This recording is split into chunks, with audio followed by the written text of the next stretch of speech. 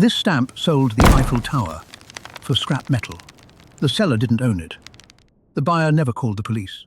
So 1 month later, he sold it again. Victor Lustig, the greatest con man who ever lived. Written in red ink. He called himself Count Victor Lustig. Police files knew 45 other names, 5 languages. Impeccable suits. The manner of a man rules didn't touch. Paris. Spring 1925. At a cafe, he read a small news item. The Eiffel Tower was rusting, too expensive to maintain. Perhaps better torn down. Most readers turned the page. Lustig saw a for sale sign. He commissioned flawless government stationery, Ministry of Posts and Telegraphs. 6 invitations went out to the biggest scrap iron dealers in France. The meeting, Hôtel de Crillon, where diplomats signed treaties. Total discretion. The public, he whispered, wasn't ready. The tower was coming down. And it was believable. Built for the 1889 World's Fair, never meant to last. 7,000 tons of iron. The winning bidder makes a fortune. Lustig chose André Poisson.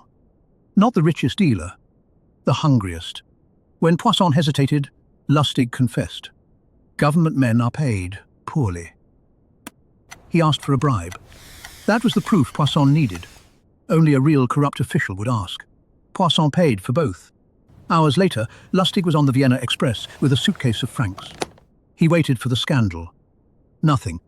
Poisson was too ashamed to speak. So, 1 month later, he came back and ran it all again. This time, the mark talked. Lustig was already sailing to America. In America, he sold a miracle. A box that prints $100 bills. 2 real bills for the demonstration. Thousands of dollars for the machine. By the time buyers understood, the Count was 3 states away. He even sold one to a sheriff and repaid him in counterfeit. Then, Chicago, the most dangerous mark alive, Al Capone. $50,000 for a stock deal. 2 months in a vault, untouched. He returned every cent. Astonished, Capone handed him $5,000. For honesty, it was the whole con. He even wrote down the rules. Commandment 10. Let the mark reveal his desire. Then, become it. But small cons bored him. The 30s, counterfeits agents called Lustig money. $1 million a year, the one scheme with no exit. 1935, the Secret Service closed in, tipped off by a mistress. The day before trial, he went out a window on knotted bedsheets. He wiped windows on the way down. Bowed. Vanished for 27 days. Then, the door charm couldn't open Alcatraz.